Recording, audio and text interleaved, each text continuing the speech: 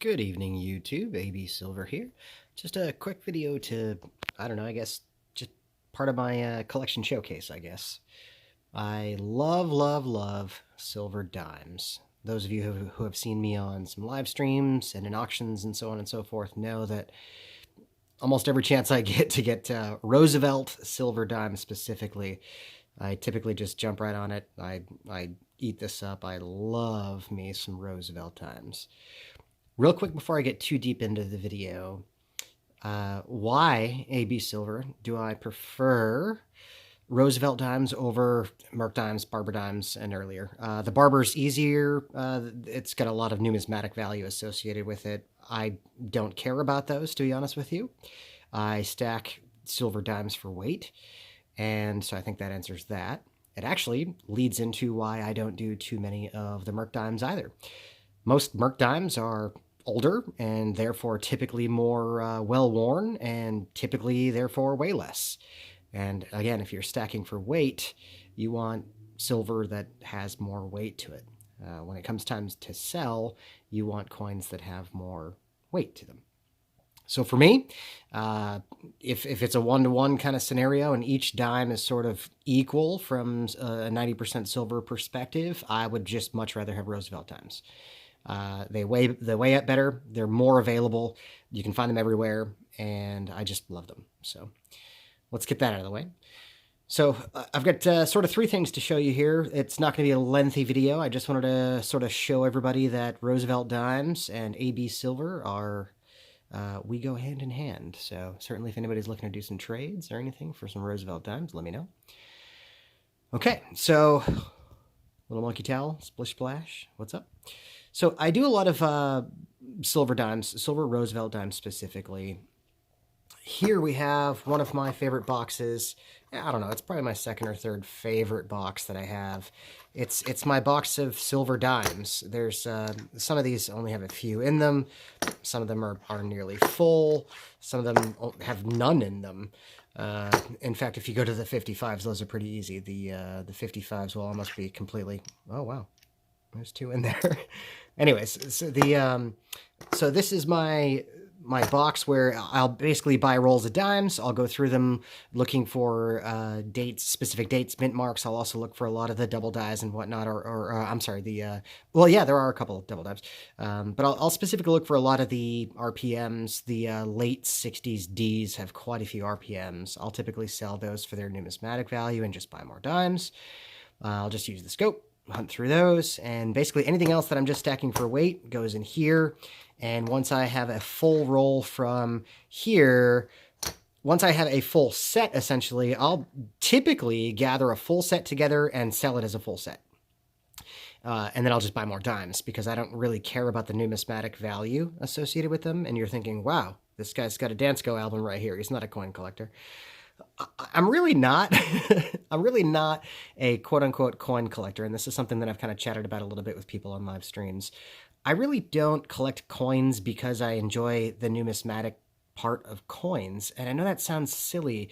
I collect a lot more coins because I appreciate the silver versions of them, and I therefore just want to get the set. I hope that makes sense. For example, the Jefferson Nickel Dansko album, I have a nearly complete one. I'm only missing 2 coins. It's got, I don't know, 1/3 of a page of silver nickels.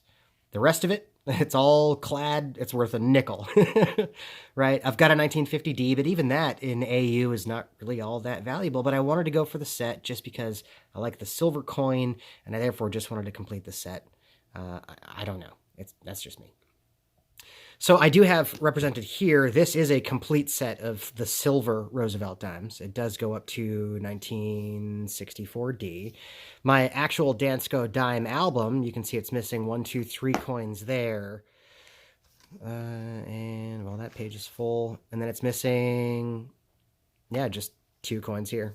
09 and 19, both Denver. So I really am only missing 5 dimes for a complete Roosevelt dime set. But really the purpose of this was just kind of to have the silver dimes as a set, just to add to my stack. So I'd also figured I would share just a couple more quick things with you. I don't want this to be a super long video. Just a couple of quick things here. These are just an example of 2 full rolls that I pulled out of the... Whoops. Wow. This was actually nice and pretty for my video. Come on now.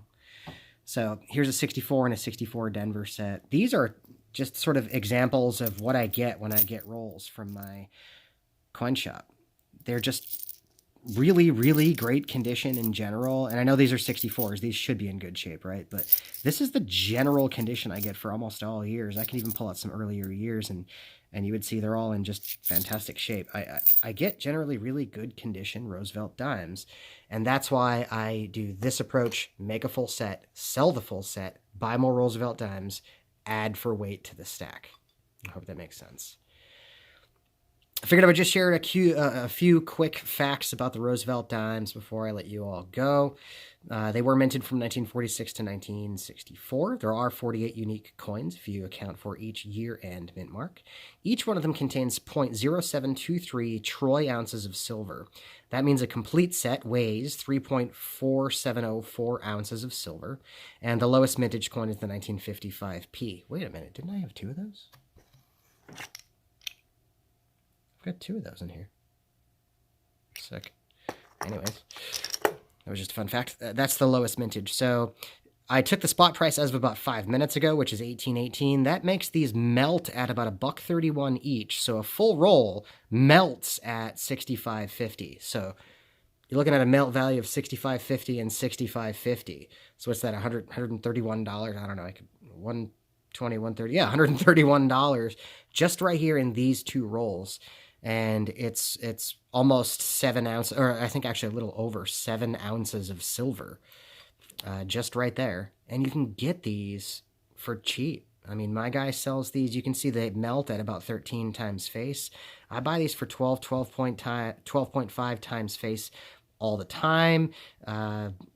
Most recently, I haven't actually bought at that spot price, but you can get these for around melt or even at melt all the time from a lot of different places, guys. So for those of you who only like to stack the 999, really shiny, beautiful, encapsulated, got the queen on the reverse, fine. There's nothing wrong with that. But for my money, $65 for almost, for 3.5 ounces of silver is better than paying, some of these modern 2020 bullion coins, especially, $35, $45, $50 for 1 ounce of silver. I'd rather put my $65.50 in 3.5 ounces of silver, add it to the stack, and forget about it. Well, lots of talking. Anyways, I guess this was a bit long-winded. We're almost 8 minutes already, but I just wanted to share with everybody sort of my passion for Roosevelt Dimes, and maybe you learned something. I don't know. Maybe you didn't. Maybe you just want to thumbs down this video and tell me to go stack the shiny stuff, and I will not. Anyways, thanks for watching, everybody. Keep stacking, be good. We'll see y'all in the chat. Cheers.